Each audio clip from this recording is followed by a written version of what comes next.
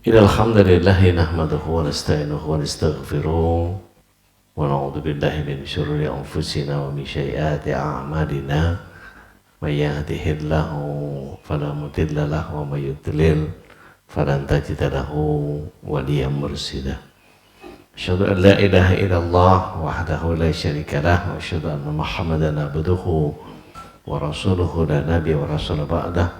Allahumma shalli wa sallim wa barik ala nabiyyina Muhammadin wa ala alihi wa sahbihi wa mawala wa la hawla wa la quwata illa billah amma ba'd. Allahumma ya mu'allim Daud alimna wa ya mufahim Sulaiman fahimna. Allahumma faqihna fiddin wa alimna at-ta'wil. Bapak Ibu yang dirahmati Allah SWT, ahibati fillah rahimakumullah, calon penghuni surga semuanya. Kebersyukuran adalah sebuah keniscayaan. Sepahit apapun kehidupan kita, seburuk apapun anggapan orang terhadap kita, sesedih apapun prahara yang menimpa kehidupan kita, atau separah apapun penyakit yang kita derita, pastikan bahwa itu yang terbaik dari Allah dan harus kita syukuri.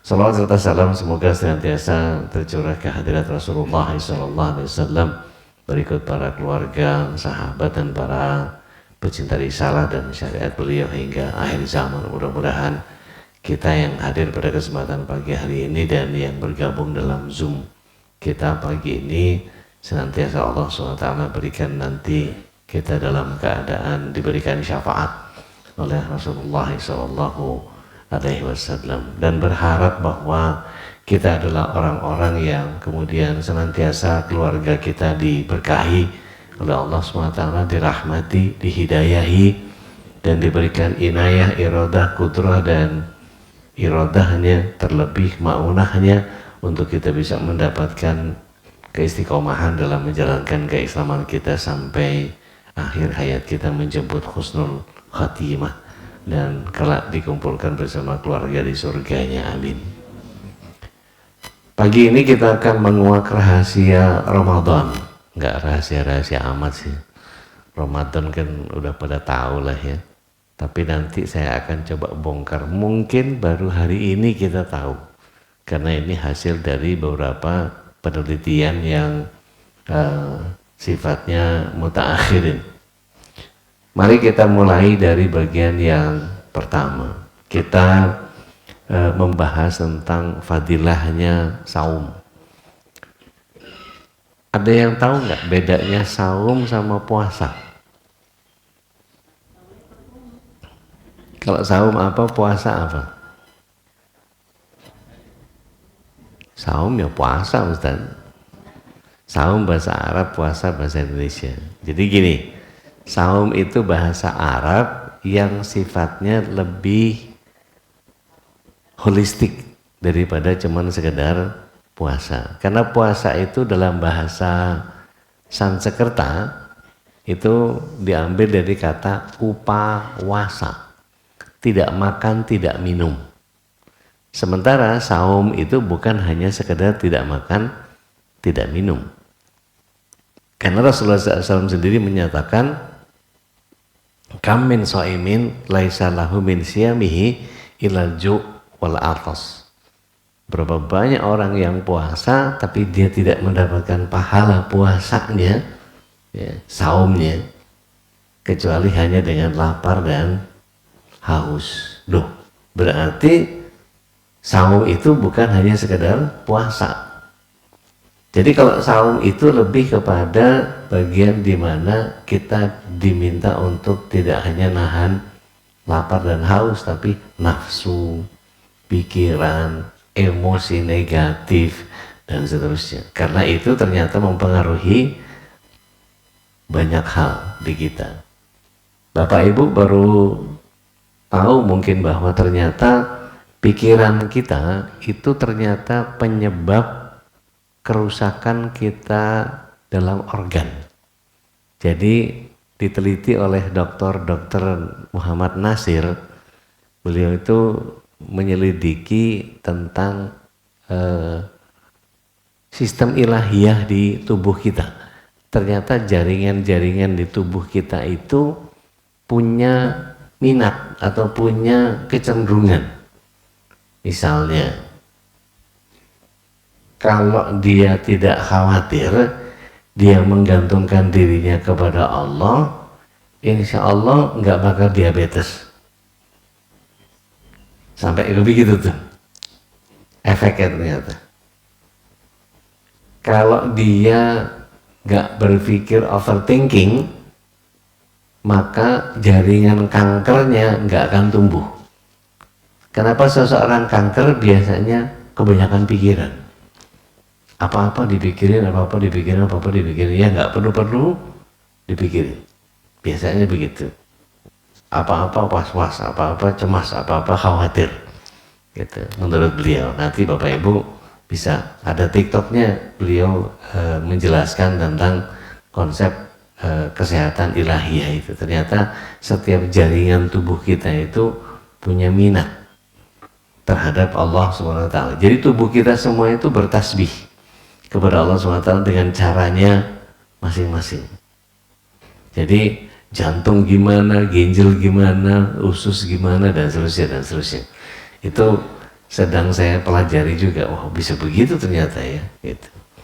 Jadi menurunkan tekanan darah tinggi itu ada zikirnya. Bukan masalah zikirnya yang bisa menyembuhkan itu, tetapi pola jaringan di tubuhnya itu yang kalau dibawa ke alam zikir itu, maka kemudian dia bisa menjadi katalisator sendiri. Nanti saya jelaskan. Jadi saum ini satu-satunya ibadah untuk Allah. Kata Rasulullah SAW, kullu amaran ibni adama lahu illa siyam. Semua amaran anak Adam itu buat dia kecuali saum. Fa innahu li, kata Allah, dan itu sesungguhnya buatku. Ada hadis yang menyatakan wa ana ajrubih wa ana ajzibih, dan aku yang akan mengganjarnya dan aku yang akan membalasnya. Jadi saum ini satu-satunya yang tidak bisa kita riak, Pak. Kalau kita haji, kita umroh, bisa riak nggak? Bisa. Tinggal pakai ihram, kita ngadep ke Ka'bah, ngangkat tangan, difoto, gitu kan ya. Kalau kita sholat bisa riak nggak? Bisa. Tunjukin ke orang kita lagi sholat. Kalau lagi puasa, apa yang mau ditunjukin? Muka lapar? Enggak. Enggak ada orang begitu. Zakat bisa jadi riak nggak? Bisa. Panggil media, foto, penyerahan zakat kepada anak yatim. Sedekah bisa riak? Bisa. Bisa ditampilkan, tapi sholat bisa, saum bisa, saum nggak bisa, sedekah bisa, semua ritual bersahadat bisa dijadiin ajang riak, bisa. Ada mu'alaf baru, ada apa segala macam. Jadi syahadat, sholat, zakat, haji, semuanya bisa dijadikan bahan riak kecuali saum. Gimana? Saum mau nyombongin saum itu paling bukan riak, nggak bisa riak, tapi sum'ah. Sum'ah itu gimana biasanya? Dia begitu nggak ada yang nanya nih, dia sendiri yang ngomong. Iya tadi habis sahur nih, kepengen dipuji, lagi sahur, masya Allah. Padahal bayar utang. Parah. Separuh dari kesabaran, sabar dalam taat, sabar dalam menjauhi larangan, dan sabar menghadapi ketentuan yang menyakitkan. Dan ini adalah bagian yang kemudian tubuh kita ternyata, kalau menurut pembelajarannya Pak Bu Andang Gunawan, beliau seorang lulusan Australia, ahli nutrisi. Beliau katakan bahwa tubuh kita itu ketika dalam 1 bulan melakukan puasa selama 3 hari berturut-turut, maka tubuh kita akan melakukan yang namanya detoksifikasi. Jadi tubuh kita itu begitu dibikin puasa, malah dia meluruhkan sel-sel yang rusak dan kemudian membentuk sel-sel baru. Nama sistemnya autofagi. Jadi makanya kalau Bapak Ibu ada yang pernah mencoba intermittent fasting, ya, jadi apa, puasa air ya, nggak makan tapi minumnya air 36 jam, maka tubuh kita akan balik lagi jadi remaja lagi. Adalah seorang yang bernama Hiromi Shinya. Bapak Ibu bisa googling nanti siapa beliau. Beliau itu menggunakan teknologi kolonoskopi, kemudian bisa ditengarai seseorang itu ternyata usia tubuh dengan usia fisiknya berbeda. Artinya lahirnya tahun berapa sama usia tubuhnya, kesehatan tubuhnya itu ternyata bisa beda. Ada orang yang usianya 26 tapi tubuhnya berusia 62. Kok bisa begitu? Iya, kebiasaan makannya, kebiasaan olahraganya, kebiasaan istirahatnya buruk. Tetapi ada orang yang usia 62 terhitung tubuhnya berusia 23. Loh, kok bisa gitu? Iya, kebiasaan makannya, kebiasaan olahraganya, kebiasaan istirahatnya itu ternyata membuat dia. Makanya ada orang yang masih muda kok sakit-sakitan. Iya, biasanya apa? Polanya macam-macam, entah pikirannya, entah pola makannya, entah pola istirahatnya. Begitu nggak seimbang, udah berantakan. Kita tahu ya bahwa Rasulullah SAW itu tidur cepat ba'da Isya dan bangun di tengah malam, gitu ya. Sepertiga malam terakhir beliau itu habis sampai subuh. Kok bisa nggak ngantuk? Nah, ini ada rahasia yang menjadi sangat luar biasa. Di siang hari itu biasanya kita hari Jumat nih, banyak yang khusyuk dengerin khotib sambil betul-betul direnungi gitu dalam perenungan yang sampai menundukkan kepala itu betul-betul dalam, betul-betul ada kekhusyuan tingkat tinggi itu. Luar biasa itu. Nggak lama biasanya gensetnya nyala.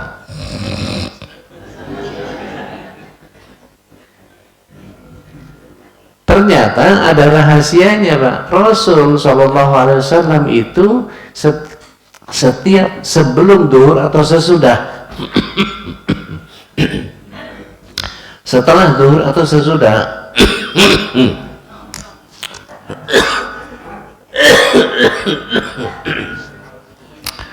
nggak dapat jahe nih.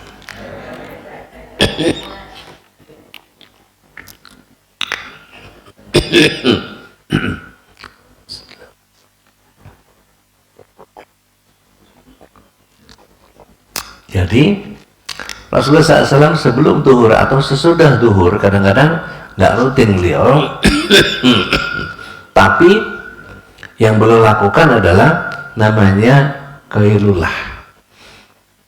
Apa itu qailullah? Jadi tidur di siang hari itu ada 3 jenisnya. Ada ailullah, ada qailullah, ada hailullah.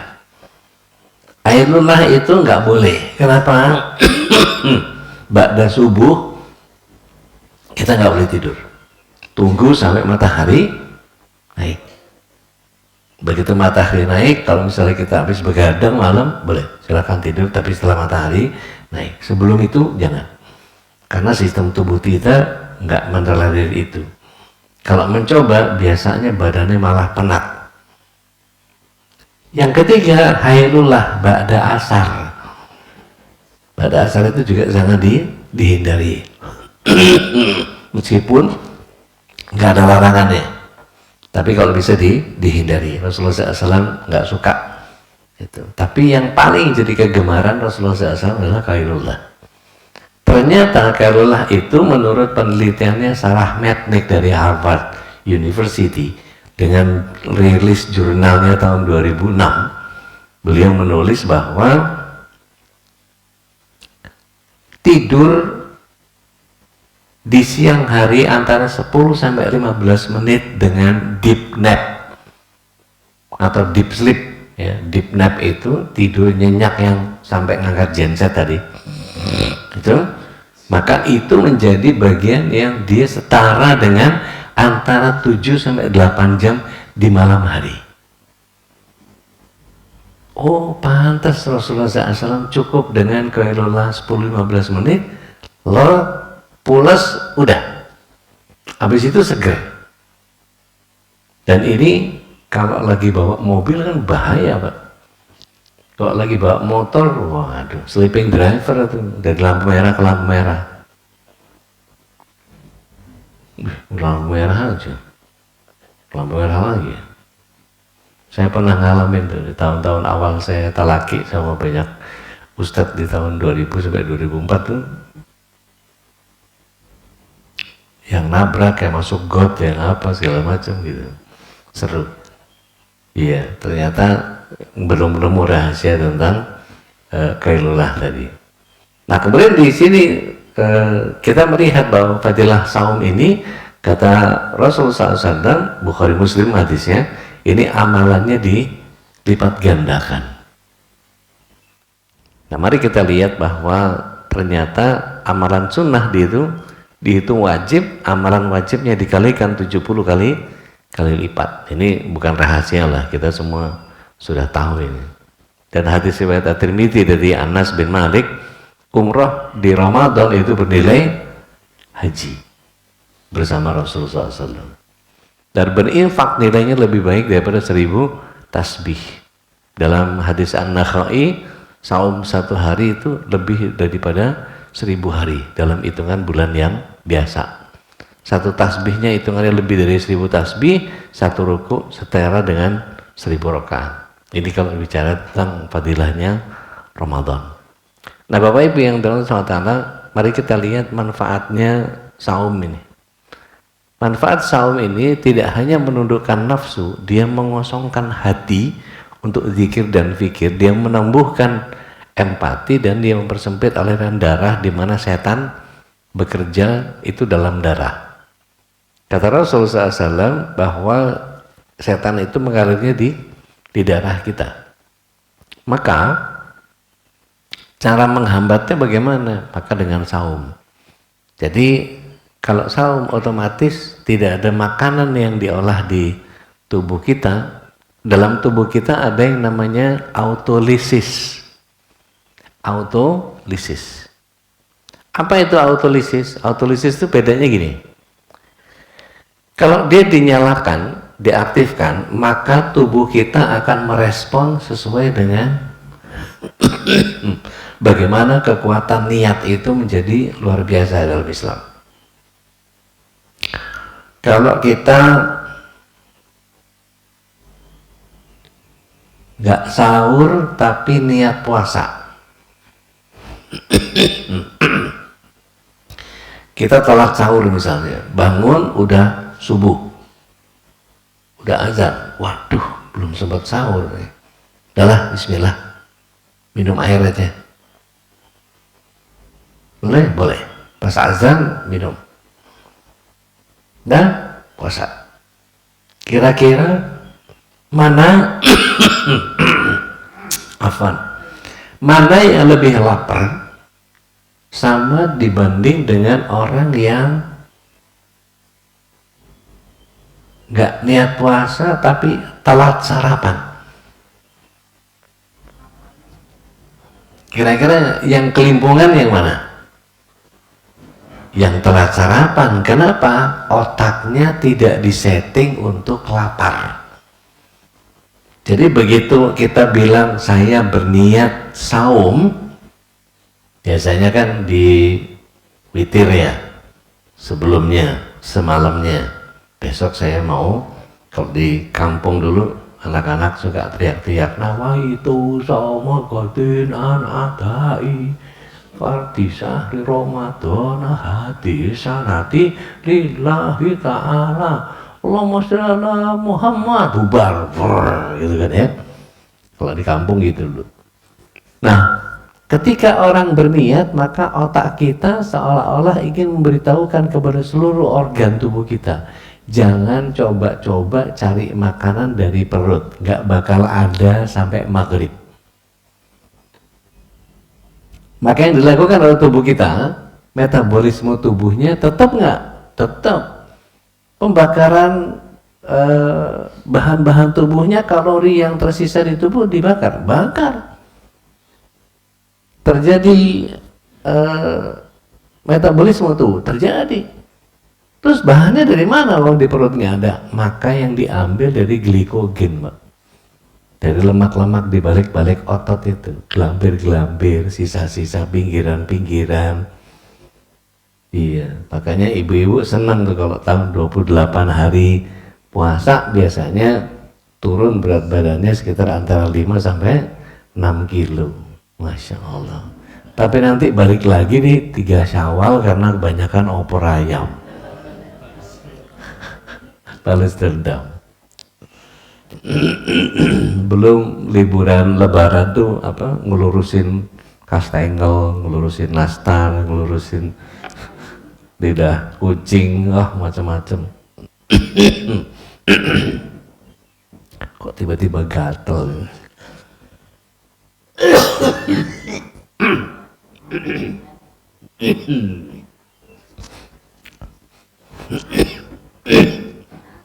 Afwan. Mari kita lihat bahwa amalan Ramadan, kata Rasulullah SAW, sedekah afdhalus shadaqati shadaqatu fi Ramadan. Jadi sedekah yang paling baik itu menurut Sunan At-Tirmidzi dari Anas bin Malik secara marfu bahwa afdhalus shadaqati shadaqatu fi Ramadan.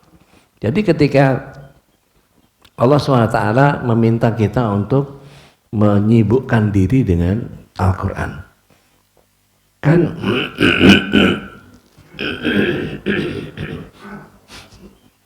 kan kalau misalnya kita melihat bahwa bulan Ramadan itu Allah SWT menghadirkan Al-Quran, maka dikatakan a'udzubillahi minasyaitonir rajim, syahrul Ramadan alladzi unzila fihil Quran hudalin nas wa bayyinatin minal huda wal furqan. Jadi ketika Allah SWT menghadirkan Al-Quran di bulan Ramadan, maka yang terjadi adalah di kalangan para salaf, mereka melakukan yang namanya pembacaan Al-Quran itu dalam pengertian mereka seolah-olah tidak saling mengenal, sibuk sama bacaan Al-Quran. Kalau ditanya, kita sebagai orang Islam di Indonesia, yang orang sekarang bukan orang dulu. Kalau mereka para orang-orang soleh di orang dulu, salafus soleh. Nah kita orang khalaf gitu ya, orang khalaf yang kekinian. Dalam konteks kalau mereka begitu, kita gimana? Kalau ini tanya, mereka kira-kira mentadaburi isi Al-Qur'annya enggak? Kalau tanya begitu, enggak ada catatan tentang mereka mentadaburi ayat Al-Quran, karena mereka membacanya, mereka sudah paham bahasa Arab. Orang Arab. Yang jadi PR adalah Bapak Ibu nggak ngerti bahasa Arab dan nggak pernah belajar bahasa Arab. Nah ini repot. Sehingga apa? Kita punya PR untuk kemudian tidak hanya membacanya, tapi mempelajari isinya dan memahami maknanya. Ini PR lagi buat kita.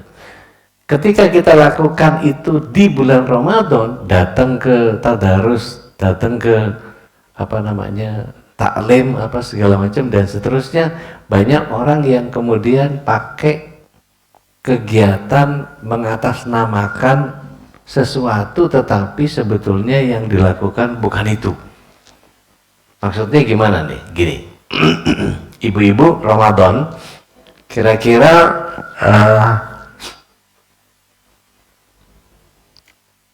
bakal rajin ke masjid nggak?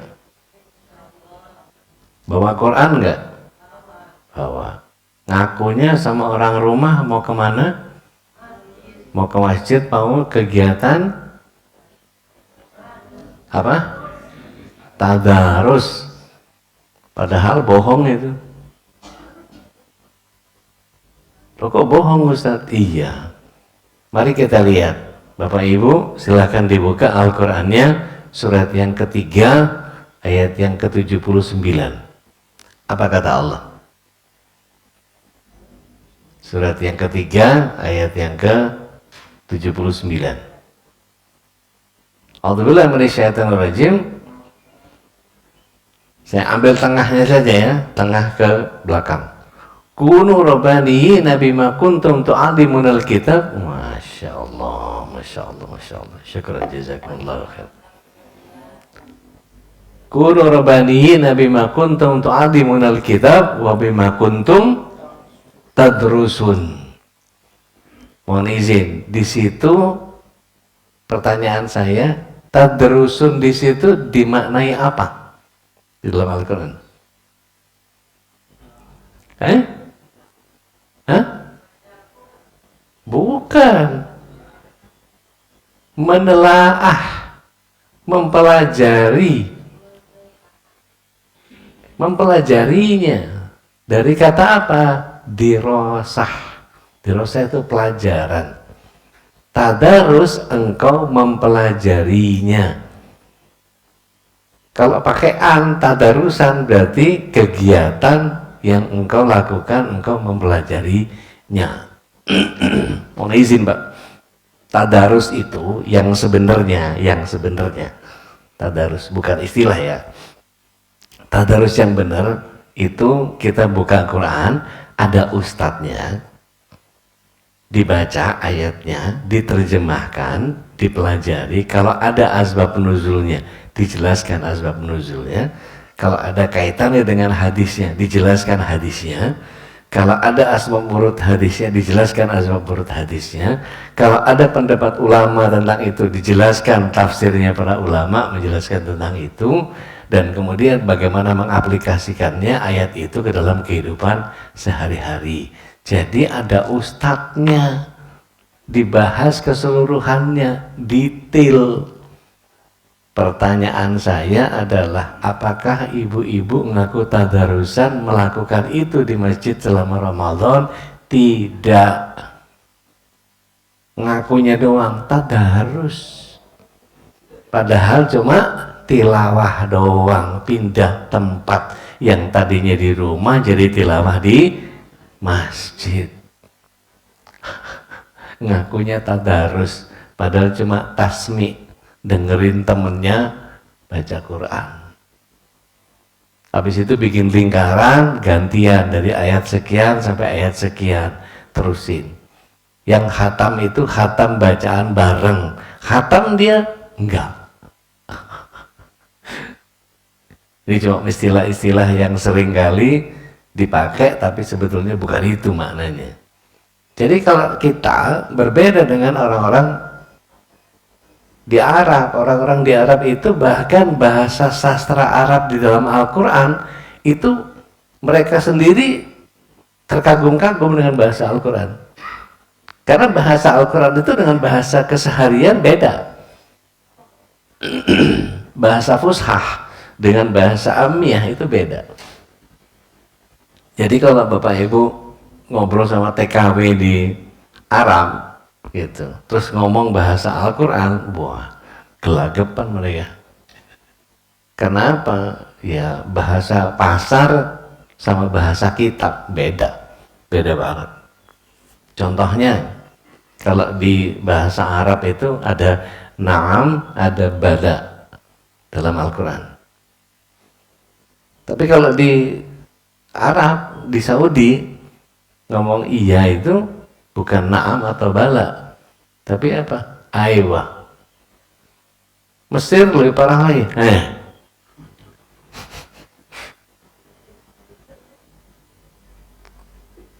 Dan bahasanya bisa dibolak-balik, antara subjek predikat itu bisa dibolak-balik. Kalau dalam bahasa Arab yang amiyah.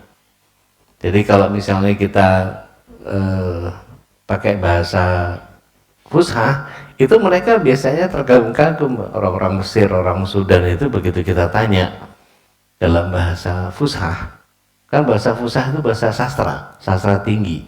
Jadi ketika kita nanya gitu, pakai bahasa Al-Quran, Masya Allah, intahalul jannah katanya.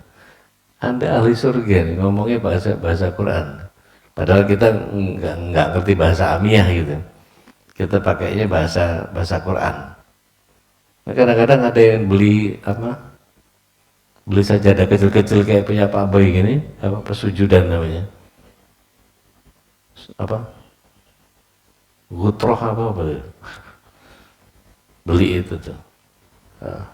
Karena nggak ngerti bahasa Arab, sajadah sogir, maksudnya sajadah kecil, sajadah sogir. Ya. Karena dia nggak ngerti 4 itu apa ya, 4 arba'ah, arba'ah raka'atin. Dijawab sama yang jual, mustaqbilal kiblati lillahi ta'ala. Masya Allah, nggak ngerti, nyasar gitu juga, pegang kartu namanya itu, karena nyasar dia minta tunjukin ke askar gitu. Assalamualaikum ya askar. Waalaikumsalam, kata. Ihdinas siratal mustaqim. Tunjukin aku jalan yang lurus. Nyasar, dikasih hotelnya mana nih? Siratal ladzina an'amta 'alaihim ghairil maghdubi 'alaihim waladhdallin. Wah, kacau. Iya, karena nggak ngerti bahasa Arab. Maka perlu kita belajar bahasa Arab. Baik, Bapak Ibu yang dirahmati Allah SWT, kita masuk ke fadilahnya Ramadan.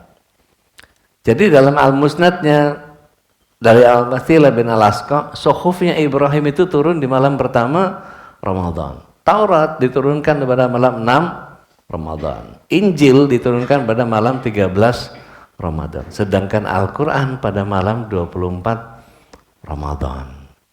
Nah, catatannya Sirah Nabawiyah Syekh Saifur Rahman Al-Mubarakfuri, nuzulul Quran itu terjadi pada saat Lailatul Qadar di Ramadan, di mana Rasul SAW mendapatkan nubuatan pertama kali.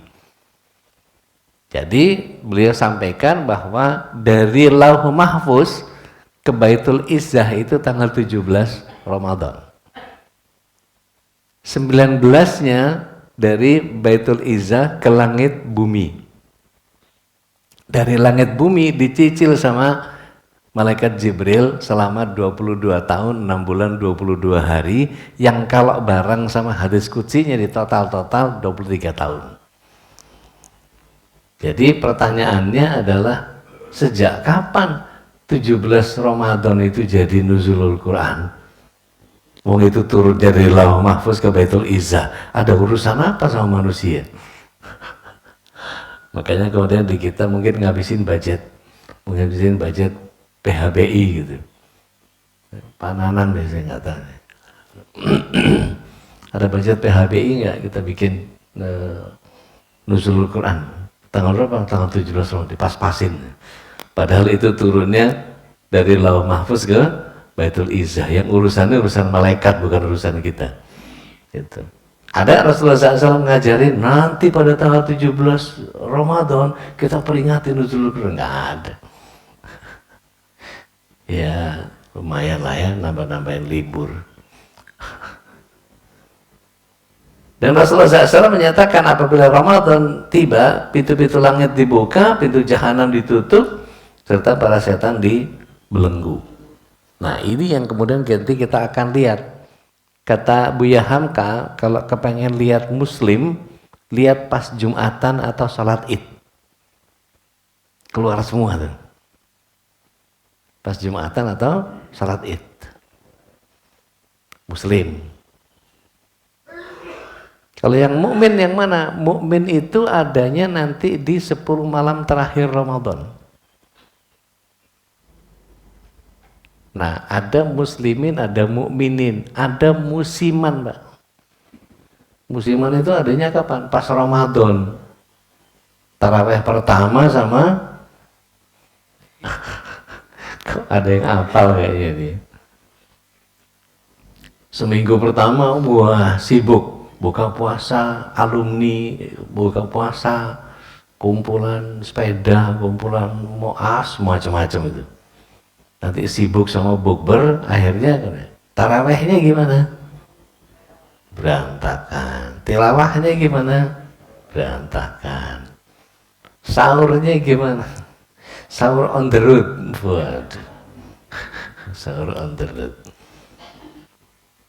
Akhirnya banyak ritual-ritual yang diselesaikan hanya pada saat bulan Ramadan. 2 pekan pertama, sisanya ya udah kembali ke asal. Kalau kemudian mari kita lihat bahwa ada kelompok yang keempat. Bismillah. Allah karim. Kelompok yang keempat ini, kalau yang pertama tadi muslimin, yang kedua mukminin, yang ketiga musiman, nah yang keempat ini Pak, ini musingin.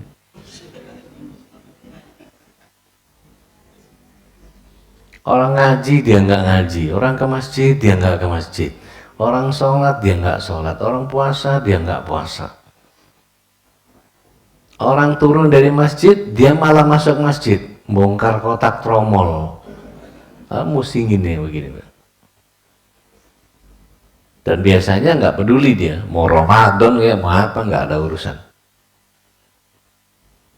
Dan dari hadis riwayat At-Tirmizi dan Ibnu Majah dikatakan ada seorang penyeru menyatakan, wahai pencari kebaikan majulah, wahai pencari keburukan berhentilah. Allah punya orang-orang yang dibebaskan dari neraka, dan itu dilakukan setiap malam. Jadi kalau ada hadis nanti disampaikan sama Ustadz, bulan Ramadan itu dibagi 3. 10 hari pertama adalah maghfirah, 10 hari kedua adalah rahmat, 10 hari ketiga adalah itqum minan nar. Enggak benar itu.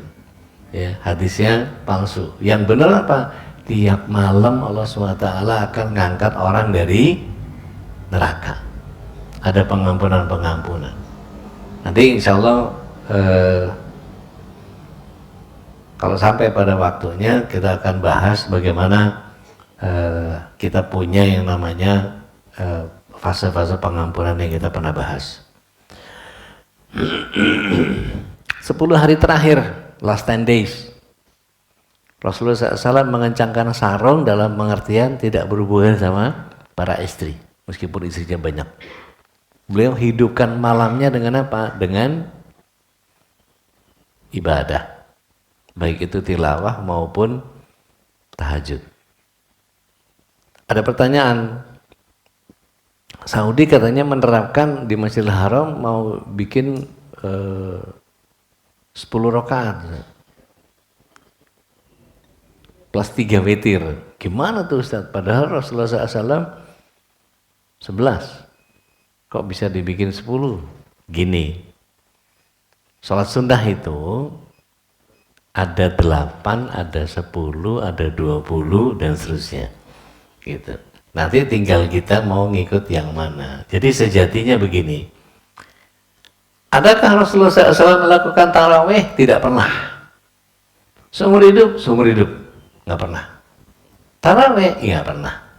Yang pernah Rasulullah SAW ketika itu di tanggal 23 Ramadan beliau keluar dari kamarnya, dari rumahnya, beliau menuju ke masjid dan kemudian diikuti oleh para sahabat, ngikut doang, tapi tidak berimam. Rasulullah SAW ruku, pada ruku. Rasulullah SAW itidal, mereka pada itidal. Rasulullah SAW sujud, mereka sujud, dan seterusnya. 24 Rasulullah SAW nggak keluar. 25-nya keluar, yang ikut lebih banyak. 26 nggak keluar. 27 keluar, lebih banyak lagi. Maka diincer, 23 keluar, 25 keluar, 27 keluar, pasti 29 keluar nih. Ternyata nggak keluar 29. Itu yang namanya yang dehem-dehem di samping pintunya Rasulullah SAW di Raudhah itu. sholat, ada aja kodenya pokoknya. Rasulullah SAW besok paginya subuh selesai, assalamualaikum, assalamualaikum, balik badan beliau senyum-senyum. Rasulullah SAW bilang apa? Aku tahu kalian ngapain semalam. Seandainya aku tidak takut itu akan jadi wajib bagi kalian, aku pasti akan mengerjakan sholat tarawih. Ternyata Rasulullah SAW menghindari kalau itu sampai jadi ketetapan kewajiban. Kenapa? Berat. Terbukti apa? Terbukti kalau di sini biasanya 11 atau 23. Saya sih sama aja 11, 23 Ustaz. Yang penting selesai setengah 9. Ya, hitungannya setengah 9. Patokannya kok setengah 9. Akhirnya nanti ke Probolinggo yang cuma 7 menit 23 rakaat itu. Masya Allah, kebut-kebutan itu. Al-Fatihah satu napas. Ghairil maghdubi alaihim waladdallin. Amin. Alif lam mim. Wah, panjang nih. Allahu Akbar. Ya, cepat amat. Terakhir nun. Ya.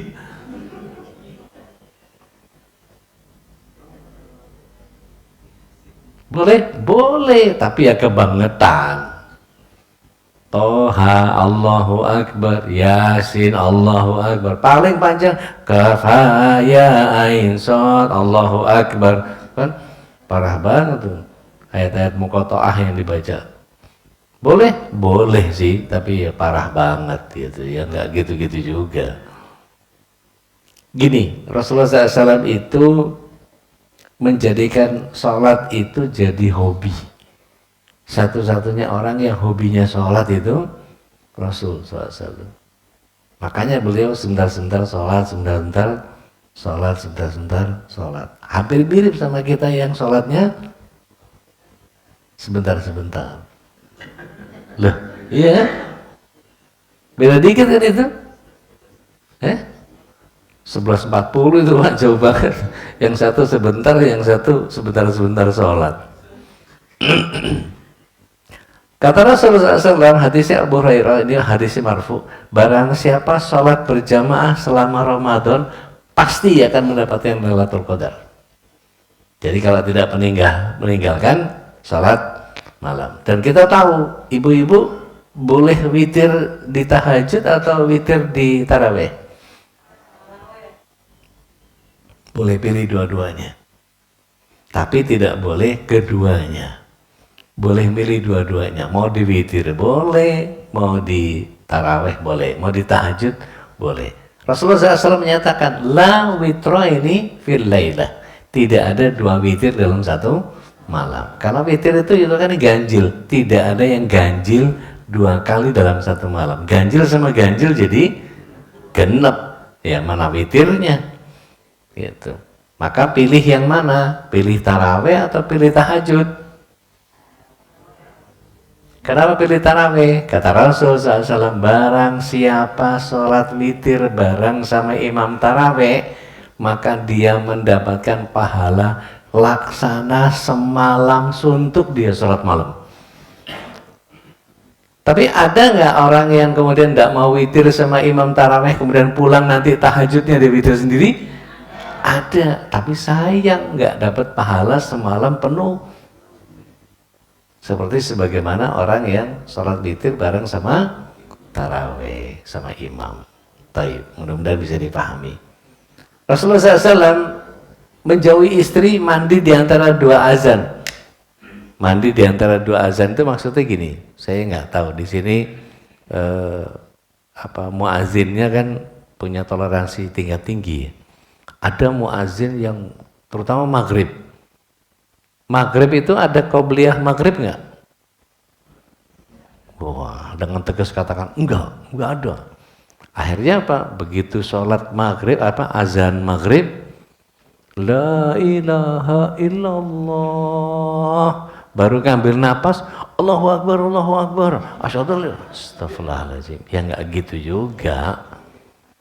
Setidaknya apa? Setidaknya Rasulullah SAW menyarankan kita ada sholat yang namanya, kita pernah bahas, baina adzanain. Sholat di antara dua azan. Kira-kira yang paling ideal antara azan ke qomat itu berapa lama? Mari kita berhitung. Orang kalau habis sholat, habis wudhu, biasanya boleh sholat sunnah syukur wudhu nggak? Boleh. Berapa rakaat tuh? 2. Kira-kira berapa menit hitungannya? 3 menit? Oke, 3 menit deh. 3 menit dulu pertama. Tahiyat masjidnya 3 menit lagi, 6 menit, gitu kan ya. Qobliyahnya 3 menit lagi, gitu kan. Kalau misalnya dia sambil nunggu sholat mutlak bisa. Kalau misalnya Jumat ada sholat intidhar, Ibu, Bapak tahu sholat intidhar?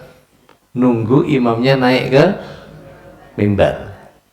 Maka biasanya berapa tuh jaraknya? Kira-kira yang umum, setidaknya 12 menit itu minimal. Nah kalau kita lihat, kira-kira 12 menit mandi cukup nggak?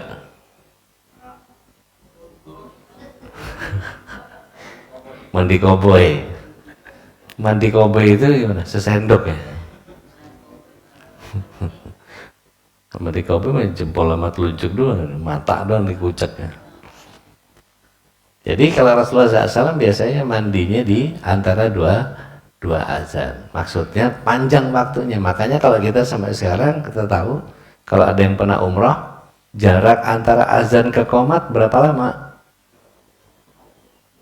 Minimal 20 menit, paling lama 40 menit. Kenapa? Jutaan orang ngumpul, Pak. Hotelnya jaraknya jauh. Setidaknya kalau misalnya 500 meter aja, wah lumayan itu. Ya, ring 1 itu 500 meter gitu. Jadi kalau orang berbondong-bondong menuju itu, kira-kira perjalanan masjid sebesar itu jutaan orang itu kalau udah ngumpul. Maka nggak cukup kalau cuma model-model kayak tadi itu, marbot yang sholat maghrib habis azan langsung qomat itu bisa digaplok orang itu. Iya, kacau. Dan kita perlu tahu bahwa saum itu amalannya amalan hati, bukan amalan fisik saja. Kenapa? Begini, ayatnya jelas menyatakan bahwa a'udzubillahi minasyaitonir rajim, ya ayyuhalladzina amanu kutiba alaikumus siyam. Kenapa bukan kata wajiba, diwajibkan? Kenapa Allah menggunakan kata kutiba? Seorang mufasir dari Mesir menyatakan kataba yaktubu kitaban. Dalam kaidah penulisan, kitab itu adalah bagaimana sebuah kitab menyusun antara cover depan, cover belakang, begitu dibuka isinya ada appendix, ada maraji apa segala macam dan seterusnya, terdiri dari beberapa tulisan-tulisan yang berisi paragraf yang terdiri dari alinea-alinea yang tersusun atas frase-frase, yang frase ini terdiri dari kalimat, yang kalimatnya tersusun dari kata, yang katanya tersusun dari huruf. Apa maknanya? Beliau katakan huruf-huruf inilah yang sebetulnya membentuk amal.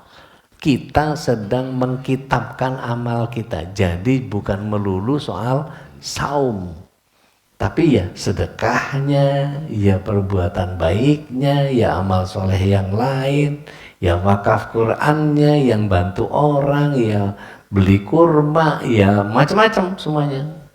Dan itu jadi bagian yang kita akan mengkitabkan amalan kita sendiri, tidak hanya saum. Yang dikitabkan bukan hanya persoalan catatan bahwa puasa 1 hari selesai, centang. Kalau anak-anak kita dapat 5.000 itu,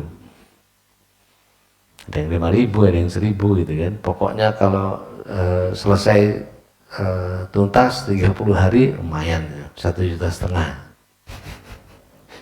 digaji sama orang tuanya. Maka dikatakan banyak orang melakukan qiyam tapi hanya mendapatkan qiyamnya begadang saja. Dalam pengertian gini Pak, sholat itu untuk dituntaskan atau untuk dinikmati? Sholat.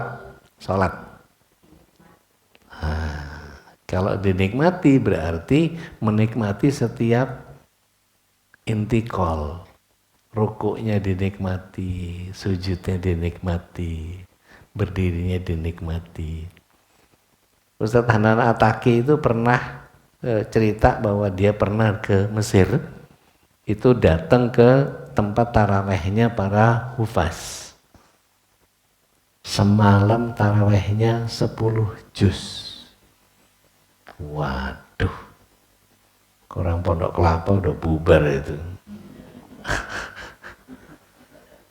Begitu 10 juz satu rakaat apa satu taraweh itu, ada bapak-bapak tua yang ditanya sama Ustadz Hanun Ataki, Pak, bapak kuat ya?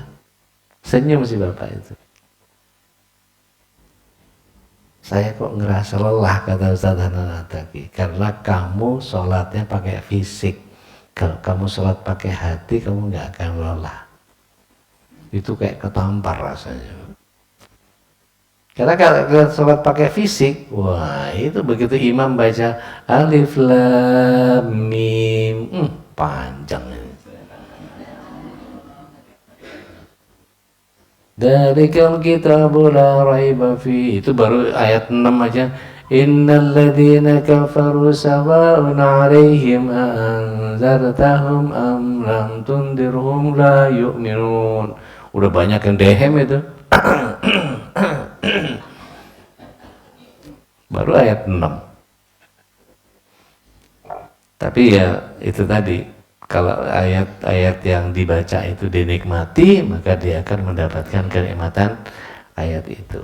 Ada hal yang perlu kita pahami, bahwa kalau memang kita bercita-cita untuk naik ke surga, nanti para pembaca Al-Quran itu akan disuruh naik sampai ke Jannatul Firdaus. Begitu sampai di Jannatul Firdaus, bukan yang di galaksi ya Pak ya, ini masjid namanya. Jannatul Firdaus beneran.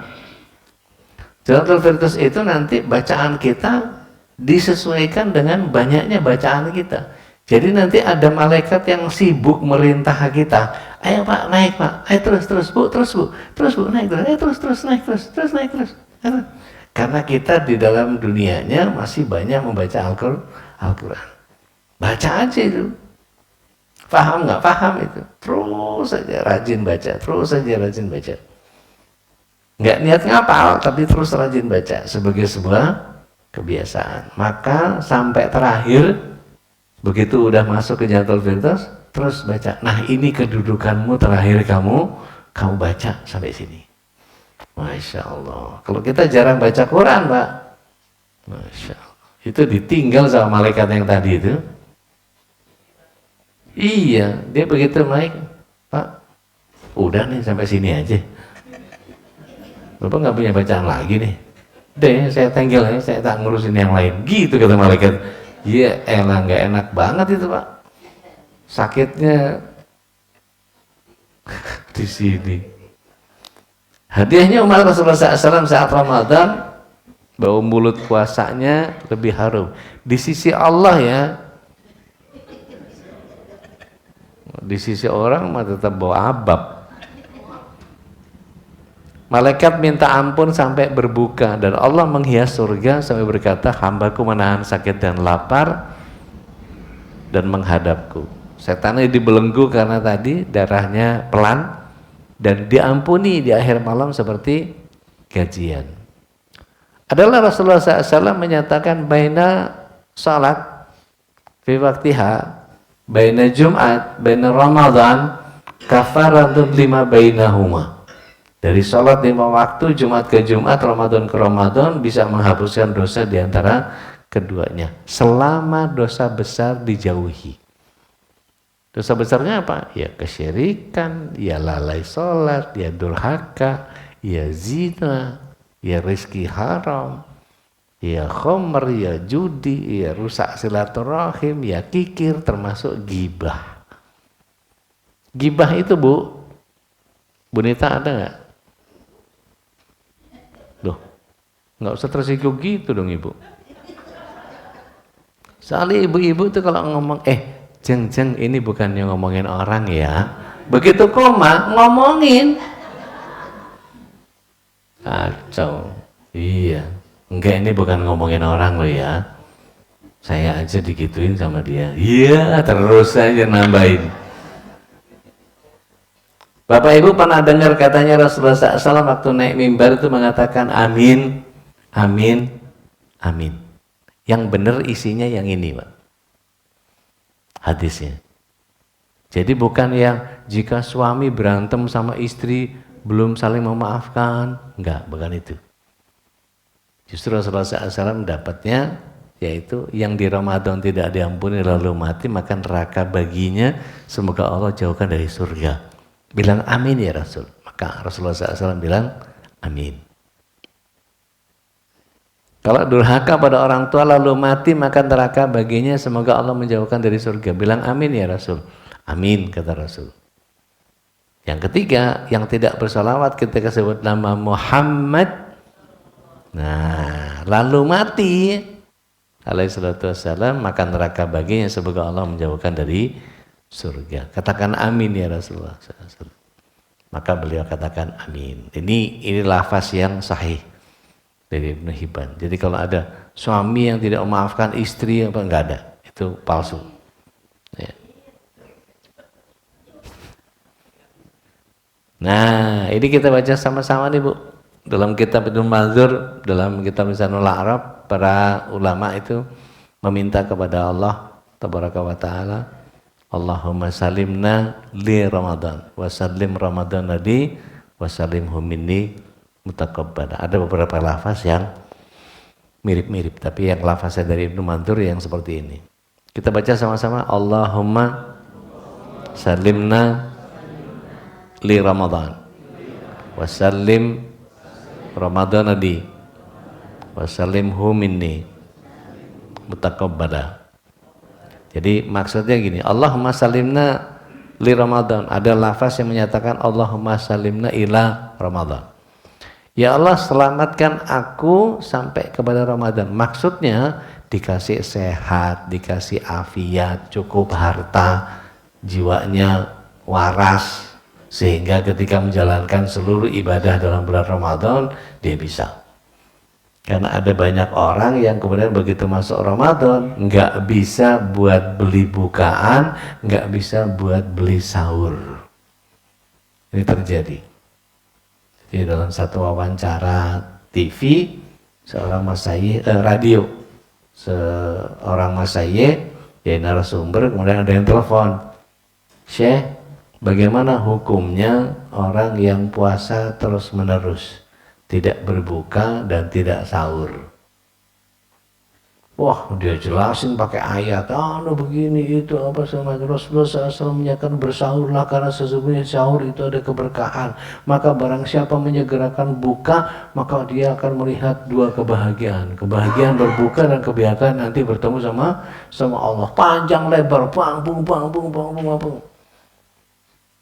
Apa yang terjadi? Si bapak itu mengatakan bahwa tapi kalau nggak ada yang buat dimakan, kalau nggak ada yang dipakai buat sahur, hukumnya bagaimana? Nggak bisa jawab, syekhnya diam, tercekat, nangis dia. Tutup closing acaranya, penyiarnya nutup, dia minta teleponnya si bapak itu, dibiayain sama si syekhnya. Ternyata ada Pak, orang yang tidak bisa berbuka karena nggak punya duit, ada orang yang nggak bisa bersahur karena nggak punya duit. Maka doa Allahumma salimna ila Ramadan itu setidaknya menyelamatkan kita. Kita punya cukup harta untuk bisa puasa, kita cukup harta bisa untuk sahur, kita bisa punya cukup harta untuk bisa berbuka. Allahumma salimna ila Ramadan. Dikasih sehat, bagas waras, seger buger, kita bisa menjalankan Ramadan dengan baik. kita bisa ibadah, kita bisa saum, kita bisa tilawah, kita bisa semuanya. Itu Allahumma shalli ila Ramadan atau li Ramadan. Wasallim Ramadan ali, dan selamatkan Ramadan untukku. Apa maksudnya? Ada keberkahan dalam Ramadan? Ada. Kemuliaan? Ada. Fadilah? Ada. Jangan sampai kita kehilangan itu. Jadi yang dimaksud dengan wasallim Ramadan ali, dan selamatkan Ramadan untukku. Jangan sampai kita kehilangan keutamaan-keutamaan tadi. Dibikin sibuk nggak karuan, ternyata apa? Tarawehnya berantakan. Gara-gara apa? Itu bukber yang reuni tadi itu. Giliran ngumpul, kita bukber kayak yang sholat aja. Akhirnya cuma nyari, kira-kira kalau bukber itu nyari tempat makan atau nyari tempat sholat? Tempat makan, kira-kira musolanya seberapa? Sak curut, Pak. Iya ya lah, musolanya ada Pak. Berapa orang? Cuma 2 orang, Pak. Alah, 2 orang. Kalau gantian satu restoran berapa lama itu gantian? Ya Allah. Jadi kalau mau bikin acara buka puasa bersama, pastikan di masjid.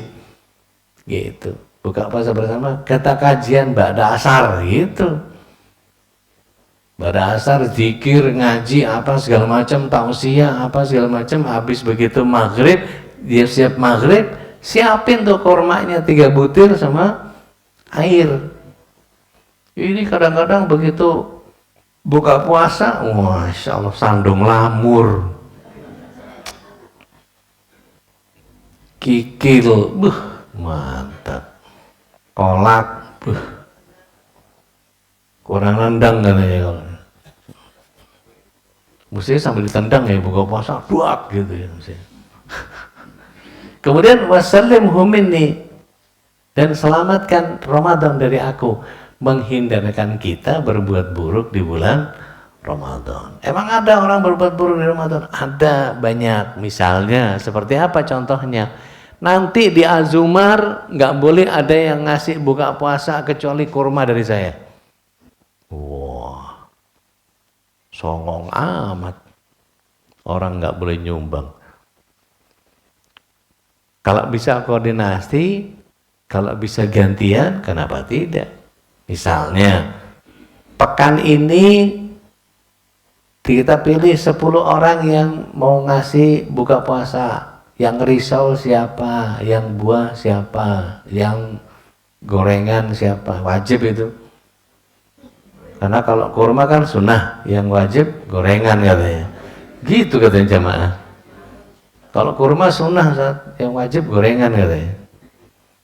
Jadi ada kurma, ada apa segala macam dan seterusnya. Makan malamnya, jadi disiapin sehingga nggak ada yang main fait accompli. Pokoknya Azumar air dari saya semua, nggak boleh begitu. Maka menghindarkan dari itu, mintanya sama Allah, wasallimhu minni mutaqabbala. Nah Bapak Ibu yang dirahmati Allah SWT, kita lanjutkan sedikit. Ada hadis lemah yang biasa kita suka baca. Allahumma laka sumtu wa ala rizqika aftartu fataqabbal minni innaka antas samiul alim. Ini kemudian dirubah sama beberapa ulama menjadi Allahumma laka sumtu wa bika amantu wa ala rizqika aftartu birahmatika ya arhamar rahimin.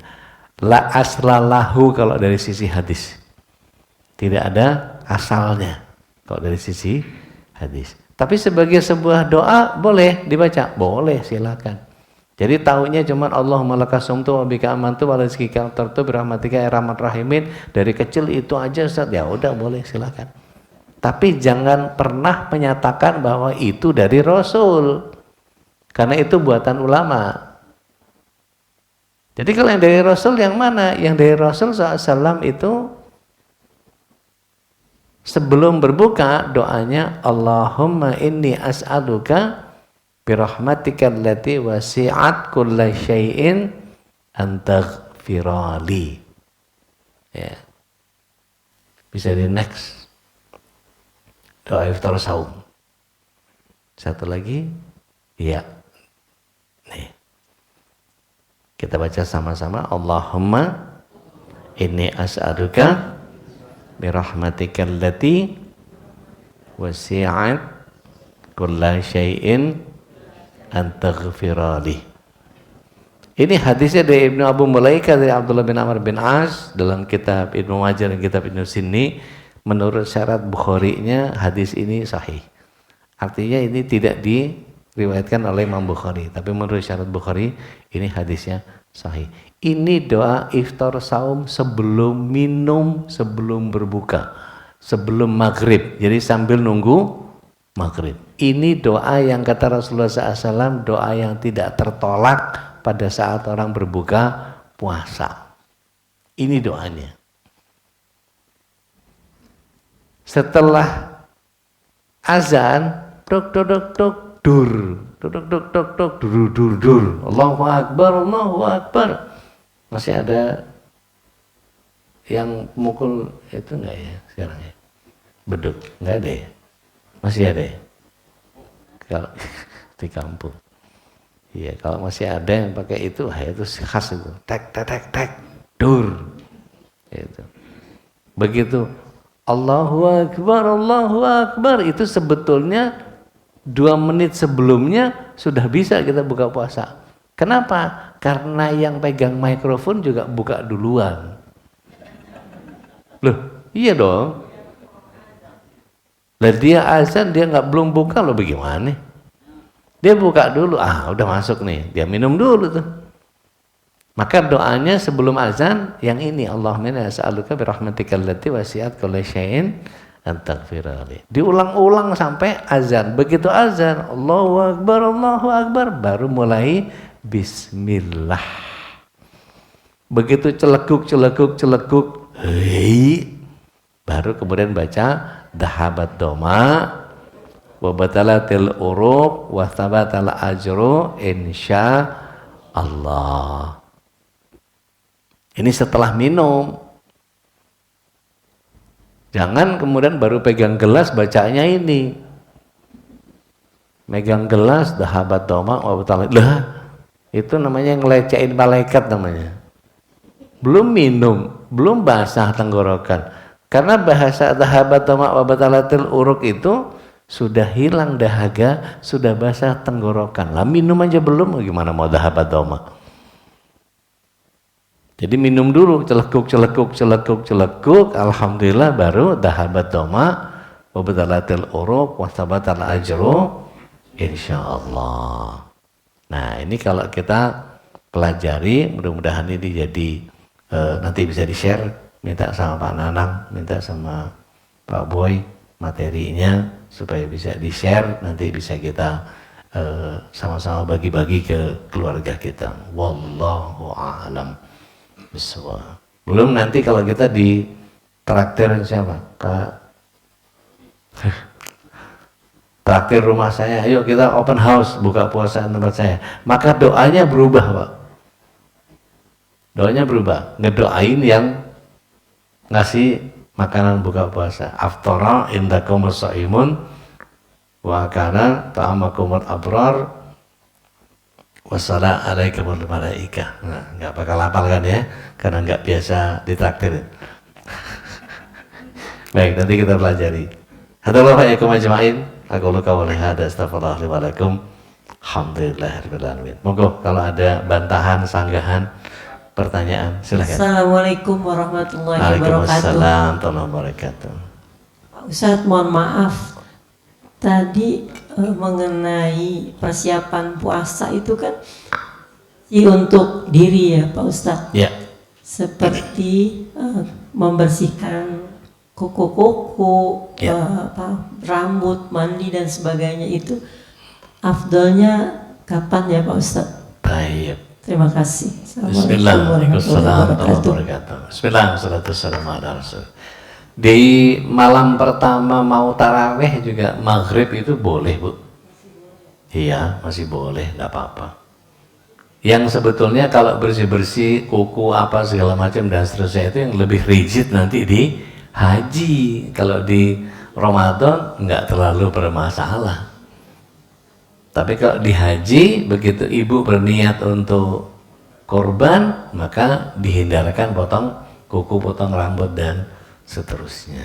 Jadi itu terjadi di bulan haji, bukan di Ramadan. Kalau Ramadan insya Allah nggak pernah ada persoalan soal kuku, rambut dan segala macam. Wallahu a'lam. Assalamualaikum warahmatullahi wabarakatuh. Waalaikumsalam warahmatullahi wabarakatuh. Saat ini pada saat Ramadan, saya pernah baca bahwa disunahkan imam pada pertengahan Ramadan itu witir kunut, Ustaz. Ya. Terus selanjutnya pada saat di luar Ramadan, apakah kita boleh juga misalnya sendirian di rumah witir 3 rakaat kunut? Terus yang kedua ialah, yang ketiga, pada saat Ramadan itu kita zikirnya lebih diperbanyak, Allahumma innaka afuwun tuhibbul afwa fa'fu anni. Terima kasih. Baik, bismillah, salatu wassalamu ala rasulillah. Yang pertama, apakah witirnya perlu kunut? Monggo, silahkan. Itu kesepakatan aja. Kalau misalnya di sini mau 10 hari terakhir pakai kunut, monggo, silahkan. Tidak ada kewajiban. Bahkan kalau ada yang menerapkan itu ya nggak ada masalah, karena riwayatnya ada. Tapi tidak menjadi keharusan, gitu. Itu kebolehan. Terus kemudian yang kedua apa tadi? Witir di rumah, Ustaz, bisa Witir di rumah sendiri. 3 Buat, rakaat. ya, buat saya sayang. Ustaz, di luar Ramadan, di luar Ramadan. Oh, di luar Iya. Ramadan. Jadi Ya. 3 rakaat itu setiap witir kunut, Ustaz, itu gimana? Baik, bismillah. Kalau di luar Ramadan kemudian witir pakai kunut itu juga dibolehkan. Jadi ada kurang lebih sekitar 71 hadis tentang witir, tapi tidak menyebutkan kunut. Kunut witir itu opsional, mau dibaca boleh, enggak juga, enggak ada masalah. Apalagi di luar Ramadan, enggak ada masalah. Tapi yang diperberat tadi adalah witir bersama imam di tarawih, itu mendapatkan pahala sebagaimana kita sholat sepanjang malam. Terus kemudian yang ketiga tadi? Zikirnya Allahumma innaka afuwun tuhibbul Oke, Itu apakah itu zikir yang disunahkan di 10 malam terakhir. Allahumma innaka afuwun tuhibbul afwa fa'fu anni. Perbanyak di 10 malam terakhir. Kecuali Bapak lagi di Libya. Kalau di Libya itu ditentukan. Di Libya itu tanggal Lailatul Qadarnya ditentukan, tanggal sekian. Jadi sudah ada hisapnya kalau di Libya. Jadi kalau ada yang kepengen dapat Lailatul Qadar, ke Libya aja. Karena pemerintah menentukan Lailatul Qadarnya tanggal sekian. Gitu. Wallahu a'lam. Silakan. Ustaz. Ketika Ramadan itu, Ustaz, sebaiknya kita baca Al-Quran itu tilawah saja atau mentadaburinya? Tayyib. Bismillah, wassalatu wassalamu ala rasulillah. Karena kita bukan orang Arab yang nggak paham bahasa Arab, nggak paham isinya. Kalau saya pribadi ya, tadaburi, Pak. Karena kalau cuma tilawah kita dapat pahala tilawah doang. Tapi kalau tadabur kita ngerti artinya, pahala tilawahnya dapat nggak? Otomatis. Gitu. Tapi lebih bagus mana? Mentadaburi dengan hanya sekedar tilawah. Mau khatam atau mau faham? Nah, kalau mau faham, tadaburi. Memang mungkin tidak secepat yang khatam. Jadi fokusnya nggak bisa cuma, saya mau khatam, ya monggo silahkan khatam. Tapi kalau kita mentadaburi sampai khatam, rasanya itu lebih baik. Kenapa? Karena membentuk akhlak. Membentuk akhlaknya itu begini. Umar bin Khattab radhiyallahu anhu pernah bertanya kepada Rasulullah SAW, ya Rasulullah, apakah akhlakku sudah seperti surah Al-Baqarah? Maka Rasulullah SAW berdiam sebentar, kemudian menjawab, sudah, akhlakmu sudah seperti Al-Baqarah. Apa kata Umar? Saya baru mau baca surah Ali Imran setelah akhlak saya berubah menjadi seperti Al-Baqarah. Masya Allah. Jadi dia baru mau pindah bacaan setelah akhlaknya menjadi surat yang dia baca. Kita ta'awuz saja belum kelar. Kita ta'awuz saja belum kelar. Al-Fatihah aja mungkin, waduh.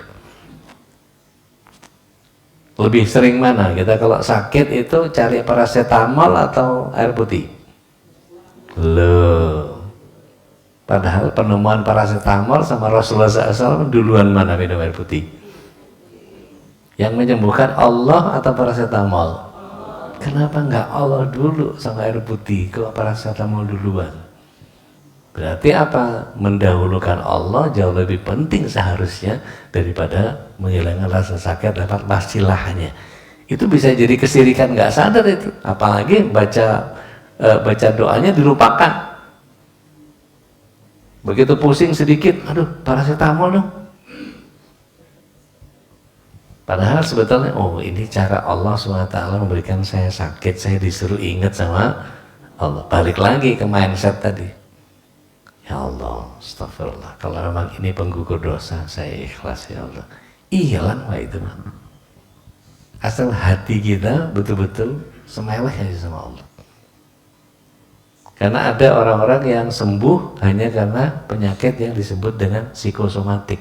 Psikosomatik itu penyakit yang muncul karena perasaan. Dan itu saya beberapa kali nanganin yang begitu itu luar biasa. Bahkan sampai ada beberapa profesor dokter di Amerika yang menemukan bahwa ternyata ada orang yang sembuh dengan placebo. Bapak Ibu tahu placebo? Placebo itu kapsul yang isinya gula, tepung gula. Jadi kok dibongkar gitu ya, diaduk ya, kayak sirup aja gitu, kayak sakarin gitu. Ternyata begitu dibilang, nih kami baru menemukan obatnya Pak. Jadi ini formula saya belum lepas di umum, di publik, tapi ini saya teliti kurang lebih 2 tahun terakhir. Bapak coba ini, obat yang ini dihentikan dulu, Bapak minum ini. Sembuh Pak. Ternyata placebo dikasih. Jadi sugesti ternyata. Gitu. Wallahu a'lam. So, silahkan. Assalamualaikum warahmatullahi wabarakatuh. Waalaikumsalam. Tadi dijelaskan Pak Ustadz mengenai terawih Rasulullah. Ya, dia sampai 3 kali kemudian ya. Rasulullah menjelaskan kepada sahabatnya bahwa takut dijadikan wajib, Ya. gitu ya, karena itu sunnah. Kemudian saya pernah dengar ada satu riwayat, ada sahabat Rasul yang mengimami di wilayahnya dengan bacaan yang panjang, kemudian ada satu makmum meninggal. Betul saja. Ya.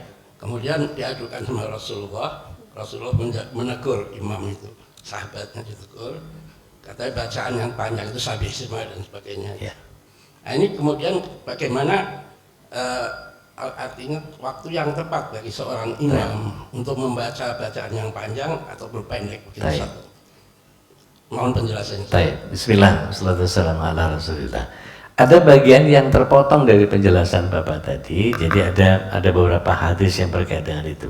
Yang pertama, Rasulullah SAW memang menjadikan tarawih itu tidak sebagai sholat yang dimakmumkan, yang berjamaah. Tapi Umar bin Khattab radhiyallahu an pernah meminta Ibnu Mas'ud untuk jadi imam dengan bacaan yang panjang, dan beliau mengatakan nikmatin bid'atin hadihi, ini adalah senikmat-nikmatnya bid'ah buatku. Jadi tarawih ini bid'ahnya Umar, tapi bid'ah secara bahasa, dalam pengertian Rasulullah SAW tarawih berjamaah enggak, tapi Rasulullah SAW sholat malam. Maka beliau menginisiasi tarawih berjamaah. Kalau Rasulullah SAW mengerjakan 11 rakaat, Umar berapa? 23. Maka masjid-masjid besar biasanya imamnya 2. 11 rakaat selesai, bubar mereka, yang 23 nerusin.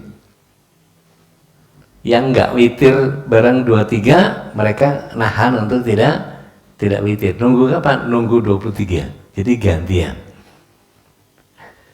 Seingat saya Masjid Agung Al-Azhar begitu, Masjid Biru Pondok Indah begitu, saya lupa Istiqlal apakah begitu sama Atin, kalau nggak salah antara 11 sama 23, karena ada perbedaan itu, dan itu boleh-boleh saja dan sah-sah saja.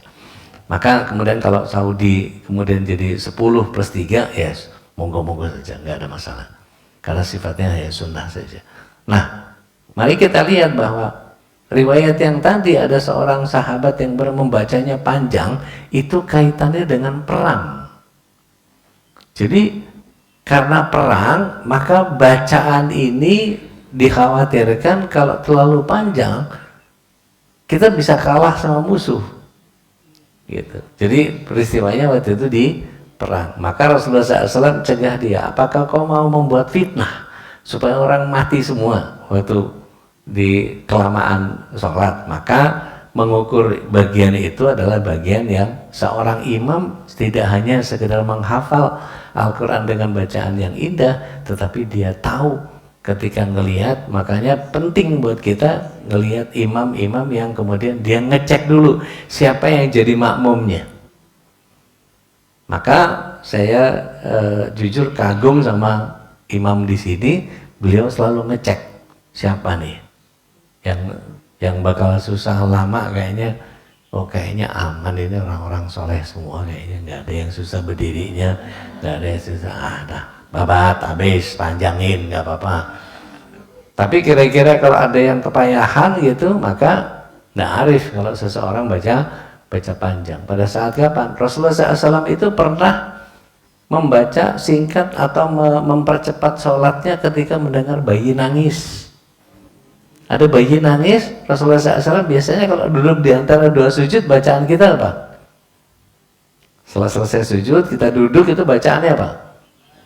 Rabbi firli, warhamni, wajiburni, warfa'ni, wafini, wafa'ani. Panjang banget. Rasulullah SAW ketika ada yang nangis, bayi, maka dia cuma baca Rabbi firli, langsung sujud lagi, dipendekin. Jadi ini kondisional sifatnya. Tapi bacaan-bacaan tadi adalah bacaan yang dicegah sama Rasulullah SAW ketika itu ada perang. Tapi jangan lupa bahwa para sahabat itu ada yang modelnya begini, dia ikut sholat bersama Rasulullah SAW, terus langsung buru-buru pulang ke wilayahnya. Dia menjadi imam di antara kaumnya. Ada yang begitu.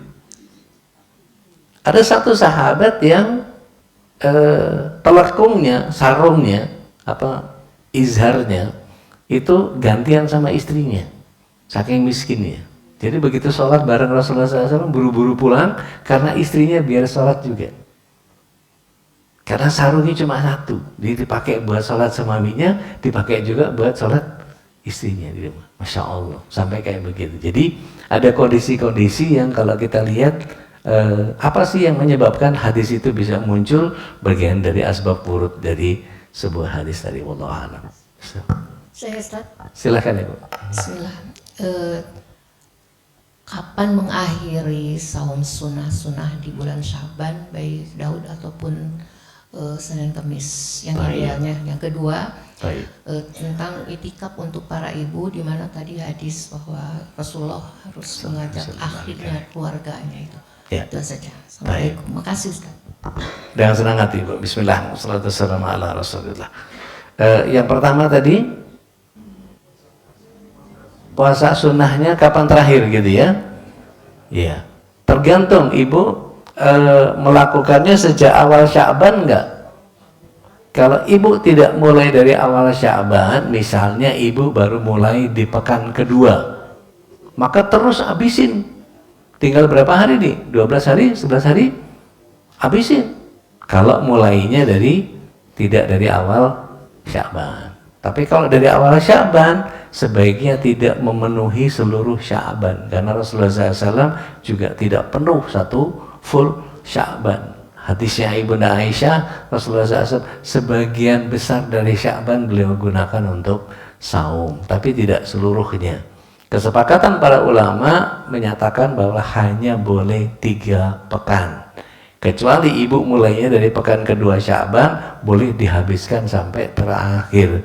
Karena sifat Sya'ban itu kapan saja, bulan bulan Sya'ban itu hari apa saja nggak ada masalah, selama kita niatnya untuk saum Sya'ban. Gitu. Saum Jumat aja boleh nggak? Nggak boleh, tapi karena Sya'ban jadi boleh.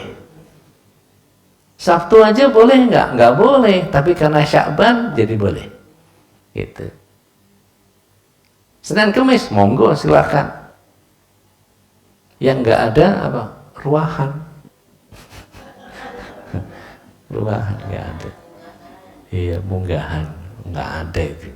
Itu tradisi sifatnya. Jadi kalau ibu mau menghabiskan saum sunnahnya, pertanyaannya, apakah ibu sudah mulai dari awal Sya'ban? Kalau dari awal Sya'ban, pekan ketiga sudah jangan lagi sebaiknya. Sisakan Senin Kemis saja. Jadi jangan full satu bulan Sya'ban. Karena Rasulullah SAW tidak full Sya'ban kecuali Ramadan full 1 bulan. Nah, kalau ibu mulainya dari pekan kedua, boleh dihabiskan sampai terakhir karena tidak memenuhi seluruh Sya'bannya. Itu yang pertama. Yang kedua tadi apa, Bu? I'tikaf. Baik. Rasulullah SAW ketika i'tikaf itu, istri-istri Rasulullah SAW itu justru i'tikaf. Tapi karena gini, ini keterbatasan tempat. Jadi kalau kita lihat Bapak Ibu dulu, kita menerawang ke zaman di mana Rasulullah SAW di eranya beliau kira-kira masjidnya gede atau kecil? Kecil waktu Rasulullah SAW. Sahabat jumlahnya banyak atau sedikit? Banyak. Maka yang memenuhi masjid itu adalah para sahabat. Istrinya beliau alaihissalam bikin kemah di samping masjid. Dalam pengertian kalau kita menerjemahkan bikin kemah di samping masjid, kira-kira Azumar, kalau saya pernah itikaf pada nonton bola di ruangan situ, bisa nggak dipakai buat ibu-ibu? Tempat ruangan nonton bola itu loh, ibu-ibu bisa di situ? Bisa, ketutup, kamar mandi tinggal buka, bapak-bapaknya di sini, ibu-ibunya di situ. Asal ada tempat yang aman buat itikaf, monggo silakan. Waktunya ngantuk tidur, mau ibadah silakan, mau sholat silakan, mau tilawah silakan, ngantuk tidur. Karena Rasulullah SAW juga tidur, cuman pindah tidur, gitu. Jadi pindah hidup dari rumah ke masjid. Karena kemuliaan itikaf itu adanya di masjid. Nggak harus Masjidil Aqsa, nggak harus Masjidil Haram, nggak harus Masjid Nabawi. Masjid mana saja selama dipakai buat Jumatan, maka disebutnya sebagai masjid. Wallahu a'lam. So, terus Ustaz, di sela-sela sholat tarawih itu kan suka ada Bilal yang membaca solu sunat tarawih rakaat ini. Nah, apakah memang seperti itu atau mungkin sebagaimana mungkin yang sebaiknya? Baik, bismillah, wassalatu wassalamu ala rasulillah. Itu akal-akalannya orang sunnah terhadap orang Syiah.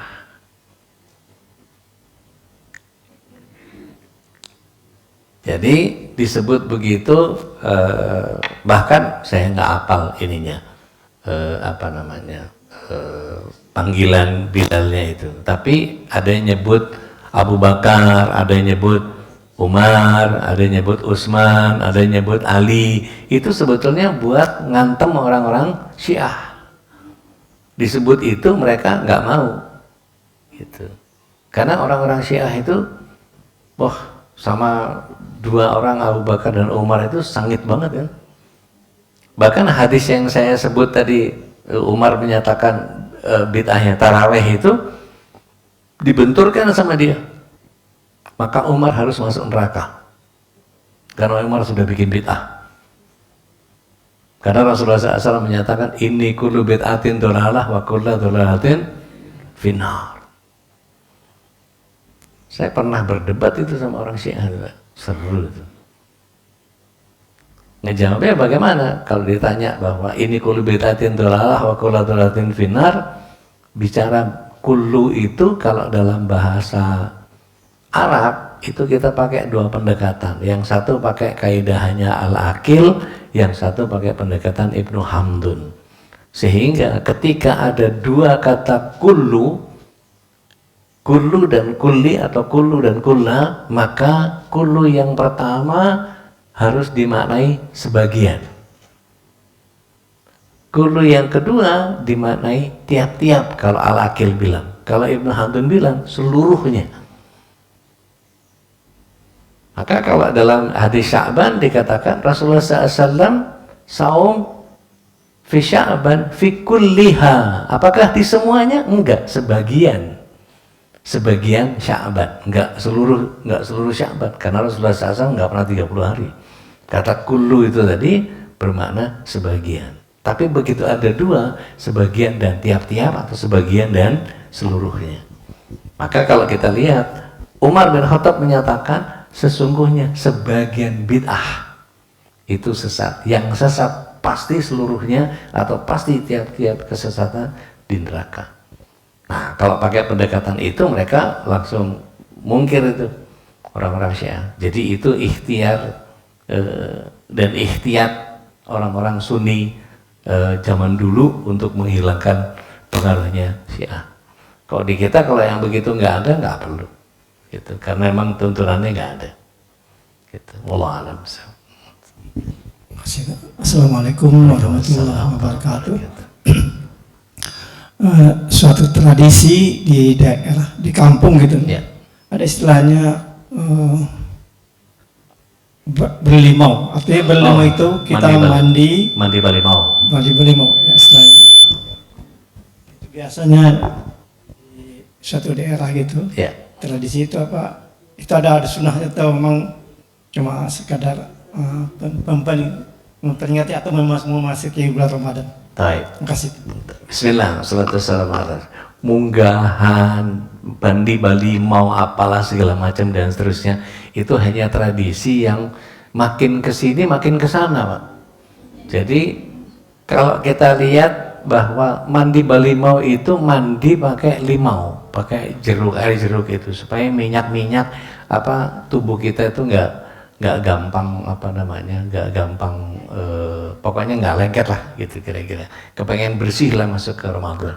Tapi itu kemudian disalahartikan. Mandi balimau itu harus bareng-bareng di danau. Yang terjadi, Pak, di Minang sana, mohon maaf ini katanya saya nggak tahu.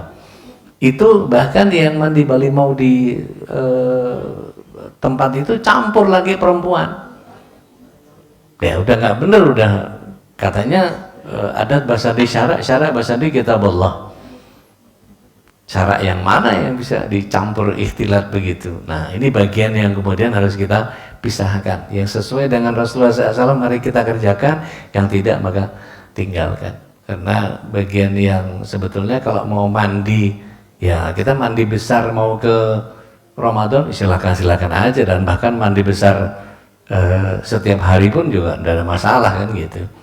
Tapi kalau misalnya kita mau mengkhususkan itu, pastikan kalau itu bukan syariat yang Rasulullah SAW yang mengajarkan, ya boleh dilepas atau boleh dihentikan. Karena hal-hal yang begitu itu kalau kita teruskan, jadi mudaratnya jauh lebih banyak. Tidak hanya soal mandi balimau, itu nanti di Jawa itu bahkan pada upacara-upacara pernikahan apa segala macam itu juga banyak melakukan satu kesalahan secara syariat. Contoh padusan, kalau orang Jawa bilang padusan itu mandiin, ya siraman gitu. Itu Masya Allah, saya sampai diundang kok, Pak Ustadz nanti siraman Ustadz nyiram ya. Loh gimana? Cuman pakai dodot, mimiknya kemana-mana gitu. Aduh, lah kalau saya mau kan repot itu. Mana bajunya begitu ya, mana ada orang mandi nggak pakai jilbab kan pasti itu. Dodotan, cuman dodotan, Bu. Ibu tahu dodotan? Jadi cuma pakai kemben gitu, mimiknya kemana-mana. Waduh. Itu kan duduk ripuh itu, begitu tuh. Jadi kalau diundang begitu tuh, ya nggak usah lah Bu, biar ibu-ibu aja yang buat siraman, ya nggak usah. Saya tausiahnya aja, gitu. Jadi dipisah antara yang siraman sama acaranya sih tetap gitu, tapi ibu-ibu aja. Masa Ustadz suruh mandiin, ngaco, ngawur. Ya begitu-begitu sudah kacau. Belum lagi ini, anak umur 7 bulan. Tedak siten. Itu buburnya yang diinjek-injek berapa Bu? 7. Bubur apa sama bubur apa? Bubur merah sama putih. Mending dimakan Bu daripada diinjek-injek.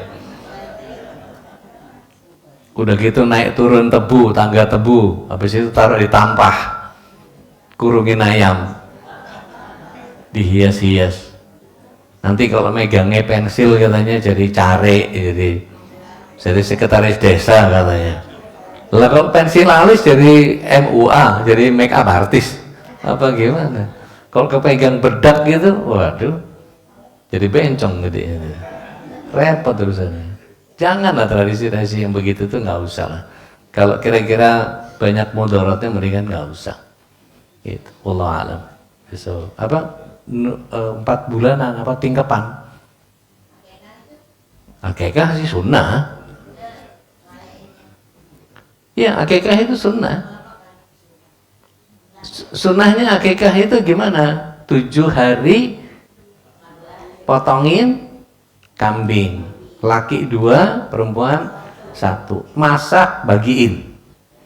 Beda sama daging kurban. Kalau daging kurban potong bagi, ini masak bagiin, dan kita boleh makan sebagian gitu. Habis itu kasih nama, rambutnya digundul, dihabisin, ditimbang ya.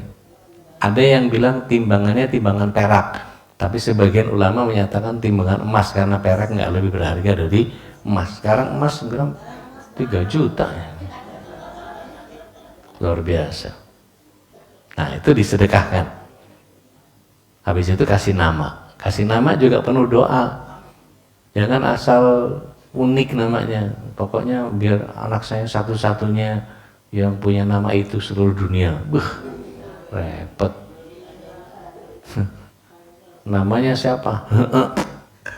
Repot.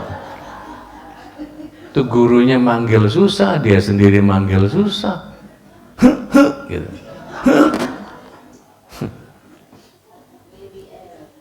Ya enggak aja. Jadi kalau bisa yang begitu-begitu, mendingan kita nggak ada sunnahnya, tinggalkan gitu.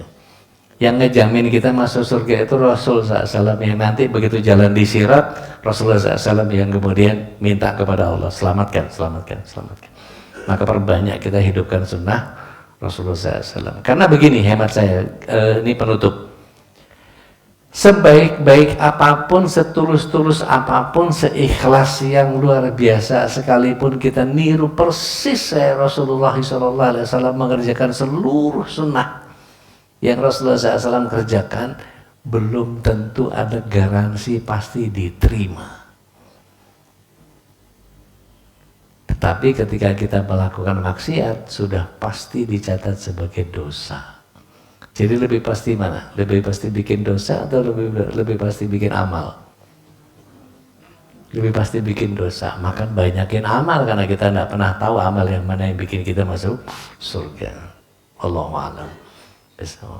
Kita tutup dengan kafarat majelis. Subhanaka Allahumma bihamdik, nasyhadu an la ilaha illa anta, nastaghfiruka wa natubu ilaik. Kurang lebihnya mohon maaf.